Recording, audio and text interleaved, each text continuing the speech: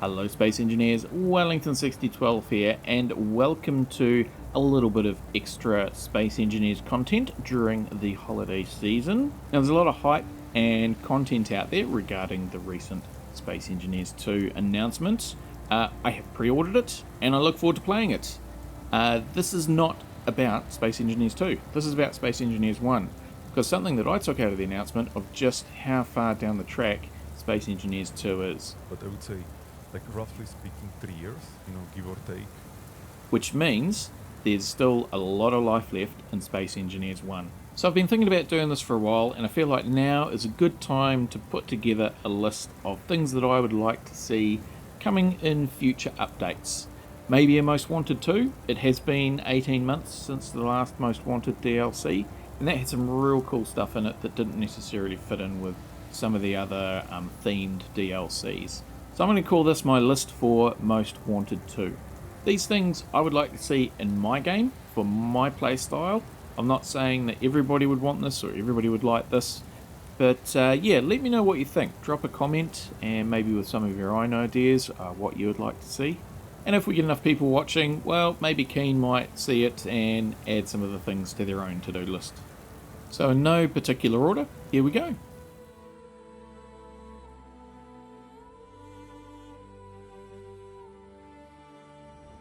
So I'm going to start off with HUD markers. So that's antennas, beacons, and GPS. First of all, in the GPS, I think it would be great if there was a folder structure. That would be awesome. I don't think it is feasible in SE1, depending on what the back-end game engine's like, but maybe that's something that Keen could work towards in SE2 as a core feature. But I think there are a couple of things that could be done with the existing game engine with a few little tweaks that might help make life a bit easier and get rid of that HUD clutter. First of all, being able to colour all of your HUD markers. Of course, you can do it with your GPSs, that's not a problem at all. I think it'd be great as if you could do it with your beacons and antennas as well. So instead of just going to the default blue, you could put whatever colour on. So you might have a specific colour for your bases. I mean, the functionality is kind of already there because we've got white for the neutrals, red for the pirates. We've got that goldy colour for the encounters, for the Victorum. And we've also got the green as well for the unknown signals. So it does exist there already, and of course we've got it. So it would be great is if you went into you had this sort of setup attached to your antennas. You had that same option. So that's one thing which I think would help, because for me color coding is quite useful. You can see I do it with my asteroids and things. So the second thing I think would be useful, again, just to help keep the HUD clutter clean, is to actually have the ability to switch off the antenna or beacons off of the HUD. Okay, so currently with the GPS you can show it on and off the HUD. You can turn it off or on. I think that function would be great if that was also in antennas as well. So you'd have a little thing down here, show on HUD. Because not all antennas you need to have on the HUD. Or the other thing is you could change it depending on how far away. So actually, again, in your menu here, you could have show on HUD. Or you could have a couple of sliders with a minimum range to view on HUD and a maximum range to view on HUD. So with a hinge, you kind of have these sliders already, a lower limit and an upper limit. So for instance, I've actually set up this antenna with some sensors to kind of duplicate what I'm talking about.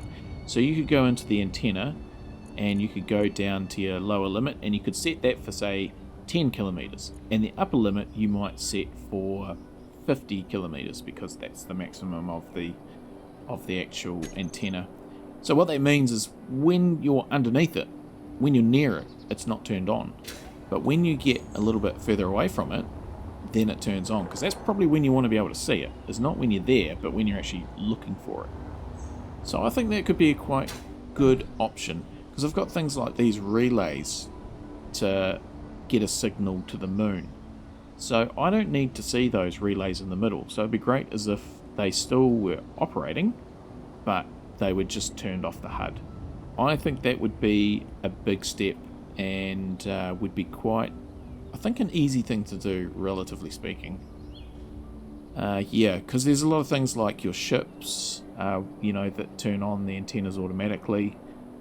You know, you use them every day for remotes, or using the relay option with the channels to remotely operate things. You don't need to see those markers. And here, you know, we've got the beacon. Again, that beacon would be really useful when I'm sort of over 50 k's away, out of range of the antenna. So again, I could set that antenna to a maximum range on the HUD of 50 kilometers, and this one to a minimum of 50 kilometers. So even though this is on all the time, you'll only ever see one of them. You would never see both at the same time.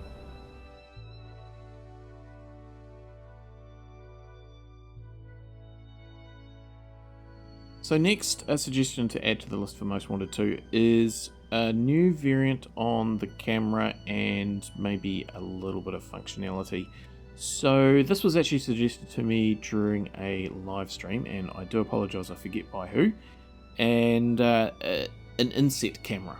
So for instance, something like the inset light, and with a camera on it, inset into it, whether it's one of those little ones or something like that.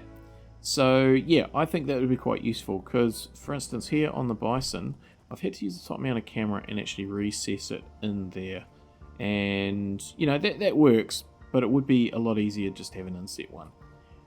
Can't use this on this particular build, because if I was to put that on there, then that's going to clang when I land on the actual landing pad. So yeah, and sometimes you don't have somewhere to actually stick it. So that's one thing. And then the other thing is having particularly the top mounted camera, having the ability to rotate the image, so you're not restricted on where you have it. Now there is actually a couple of mods already that do this. One is the camera panning mod by Digi, and the other one is more automation cameras by The One Slave.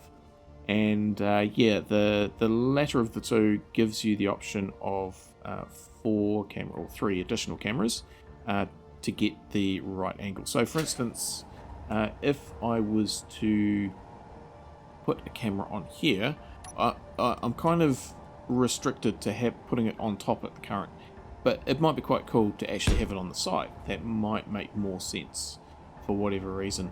But currently I can't do that because the image is going to be around the wrong way, and that's all sorts of backwards. Same with, you know, you could put it underneath as well. It might be the better option for somewhere to put it.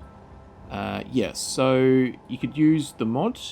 Alternatively, I think it would be good as if that feature to rotate the image was actually in the camera itself. So, I mean, it's kind of there already. If you go into a text panel, you can rotate the text in the panel. So kind of the same, but not really. So that's what I'm thinking. One of these rotation things, but actually in the camera as well.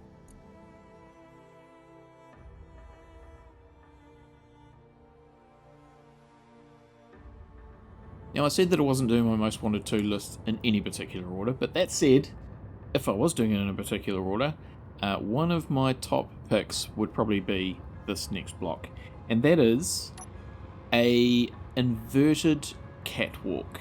So normally the catwalks are at the bottom of the block and we sort of stand on them, of course, but what I'd like to see is an inverted version, so that would then be on the top of the block space.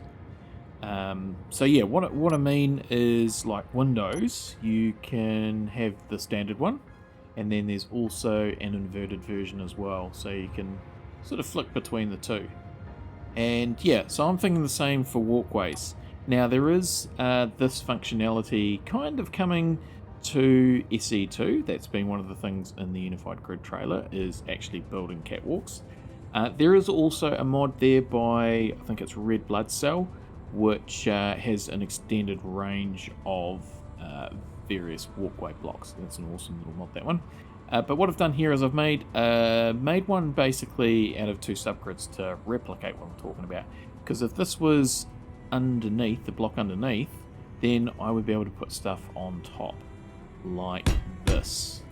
And yeah, you could just do things, put more catwalks in like that, more railings I should say.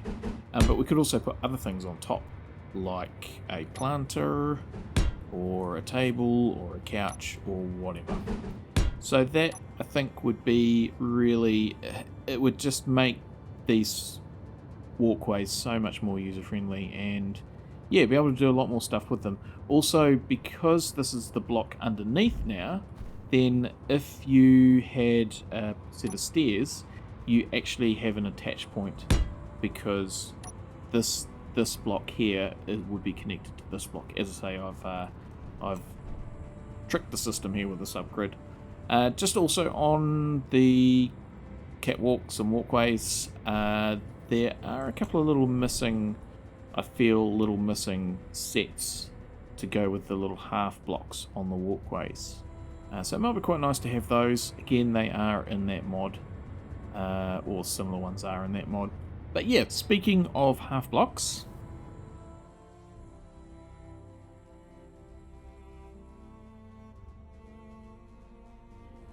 now the next thing on my most wanted to wish list is some more variants of half blocks. So I know that there's lots of people asking for lots of different variants of armor blocks, and yeah, I just wanted to focus in on sort of these ones. I've made some examples over here. This will not be an issue in SE2 because of the unified grid construction. This will be an issue of the past. But for now, we kind of, yeah, we're missing some blocks out of here, which I made these small grid versions of the large grid ones, which has actually demonstrated where the gaps are. So, literally, because we don't have an L shape, so that would be quite useful. The only one that I've sort of comes close is this one here, which is actually a corner block. So yeah, that kind of does it, but yeah, in large grid, that's obviously not an option. So it would be good to have an L block.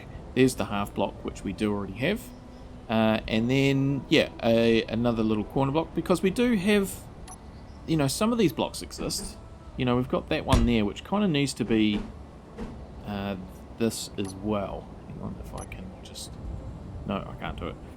But yeah, sort of the opposite side of that. And same with this one here, is this what we sort of end up resorting to when actually we want it square.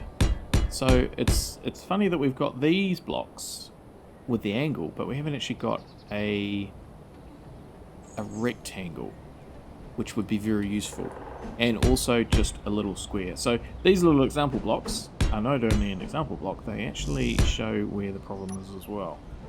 So yeah, I would quite like to have those. I know there's lots of different slopes and things like that, but just to plug the gap, because there is of course a lot more half things these days that sort of require blocks. I mean, we've got doors, we've got windows, especially some of these new ones, little narrow ones. Also, it would be quite cool to have some half interior blocks. So some variants of sort of this, which, yeah, are only half as thick. So that would be cool. I would like some half blocks in Most Wanted 2.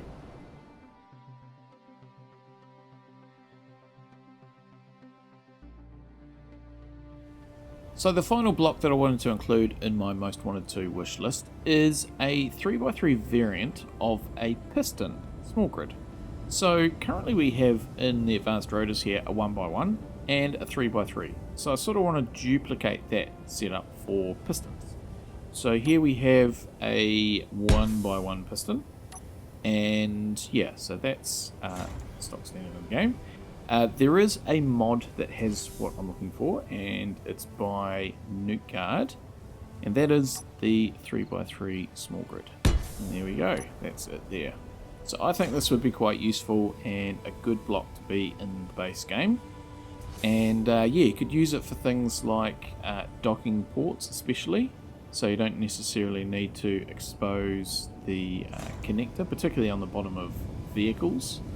You could get to your docking port and lower it down, but also for other things that you need the 3x3 connection, so such as welders and grinders. So yeah, I think that'd be a nice addition to the game. Also, might be useful to have the ability, like the rotors, to actually add a small head to a large grid. So what I mean by that is if we put a large grid piston there and we do a large grid rotor, what we can do is we can take the rotor head off and we can add, either through the menu or just through there, we can actually attach a small grid head to act as a bit of a converter type thing. It would be quite good to be able to do the same with this, take the old head off and put a new one on, and then attach it as a bit of a conversion thing. So I think that would be pretty neat to have that functionality in the base game. So that is my short list of things I would like to see in future updates of Space Engineers 1. There are, of course, other blocks that I'd like to see, other features, and let's not forget bug fixes. But these were the sort of ones that I think were noteworthy enough to include in a video. We already know about some blocks that are coming up in the future, one being the 1x1 connector adapter to large grid. So that's going to be quite useful because currently some of my little ships I do struggle to actually plug in to charge, so to do all sorts of shenanigans. It'll be good to not have to do that. And it's going to be great that there's continued development and support of Space Engineers 1, at least for the medium term. And then beyond that, we've got this awesome new game, Space Engineers 2, coming along, which is going to have a whole heap of features that we just can't do in Space Engineers 1 at the moment. And yeah, I hope Keen get it right and do it right, that it can last another 10 or 15 years like the first version has. For the mods that I've mentioned today, I will drop a link in the description below, down there somewhere. And while you're down there, you might want to drop a comment. Let me know if you agree or disagree with my list. Be nice. And also, if you've got any things that you would like to see in upcoming updates of Space Engineers 1. Also, is there anything you want to see in Space Engineers 2? So, bit of an open forum, as I say, be nice. But that's where I will leave it for this short video, apart from saying thank you everybody for joining me today. And over the past 12 months, we're sort of at the end of another year, and just thank you everybody for your support throughout the previous year, with all your likes, all your comments, all your subs, all those good things. It's really what keeps me going doing this YouTube thing. But that is me for today, so thank you everybody for joining me for this short video. Season's greetings for however you celebrate it, and until next time, stay safe everybody, and have a good one.